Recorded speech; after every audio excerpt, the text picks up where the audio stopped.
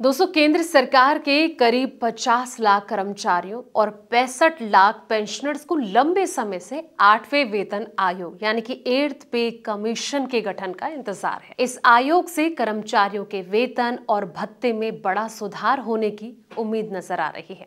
जनवरी 2025 में केंद्र सरकार ने 8वें वेतन आयोग के गठन की घोषणा की थी, लेकिन अभी तक इसके टर्म्स ऑफ रेफरेंस सदस्यों के नाम घोषित नहीं किए गए हैं।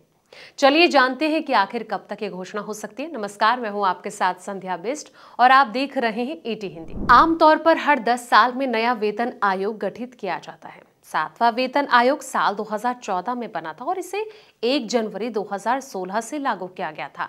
इसमें कर्मचारियों के वेतन में करीब 23% तक की बढ़ोतरी हुई थी। इसके पहले 6वां वेतन आयोग अक्टूबर 2006 में बना था और इसके सुझाव जनवरी 2006 से लागू किए गए थे। उस समय वेतन में लगभग 40% की बढ़ोतरी की गई थी। इस आधार पर देखा जाए तो किसी वेतन आयोग के गठन के लगभग 2 साल बाद उसकी सिफारिशें लागू की जाती हैं, क्योंकि अभी 8वां वेतन आयोग आधिकारिक तौर पर गठित नहीं हुआ है, जिसका इंतजार कई कर्मचारियों को है। इसलिए रिपोर्ट्स के अनुसार इसे 2028 तक लागू किया जा सकता है, ऐसा अंदेशा लगाया जा रहा है। हालांकि कोटक इंस्टीट्यूशनल इक्विटीज की हालिया रिपोर्ट के मुताबिक आयोग की सिफारिशें 2026 के आखिर तक 2027 की शुरुआत तक लागू हो सकती हैं।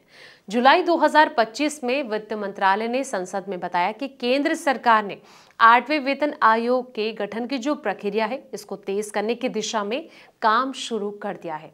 इसके लिए राज्य सरकारें, रक्षा मंत्रालय, गृह मंत्रालय और कार्मिक प्रशिक्षण विभाग यानी कि डीओपीटी जैसे प्रमुख विभागों से सलाह ली जा रही है। रिपोर्ट्स के मुताबिक इस बार जो फिटमेंट फैक्टर है वो 1.8 गुना किया जा सकता है। फिटमेंट फैक्टर वो मल्टीपल होता है जिससे कि मौजूदा बेसिक सैलरी को मल्टीप्लाई करके सैलरी स्ट्रक्चर तय किया जाता है। संभावित वेतन वृद्धि कुल वेतन वृद्धि का अनुमान है। कर्मचारियों की सैलरी में 30% से लेकर 34% तक की बढ़ोतरी हो सकती है। न्यूनतम मूल वेतन में बढ़ोतरी, वर्तमान में न्यूनतम मूल वेतन 18,000 है, यानी कि 7वें वेतन आयोग के तहत अनुमानों के अनुसार ये कहा जा रहा है कि ये बढ़कर 26,000 या फिर कुछ अन्य रिपोर्ट्स के अनुसार ये 32,940 से लेकर 44,280 तक हो सकता है। फिटमेंट फैक्टर के आधार पर वेतन आयोग का गठन केंद्र सरकार के कर्मचारी और पेंशनर्स की सैलरी, भत्ते और पेंशन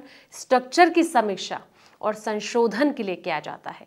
ये आयोग महंगाई दर, रहन सहन की लागत और साथ ही सरकारी राजस्व की स्थिति जैसे कारकों को ध्यान में रखकर अपनी जो सिफारिशें हैं वो देता है। आयोग की सिफारिशें लागू होने से अगर देखा जाए तो केंद्रीय कर्मचारियों को वेतनमान समय के साथ बढ़ती महंगाई के अनुरूप हो जाता है। तो अब इंतजार ये है कि कब सरकार इसको लेकर कोई बड़ा फैसला लेती है।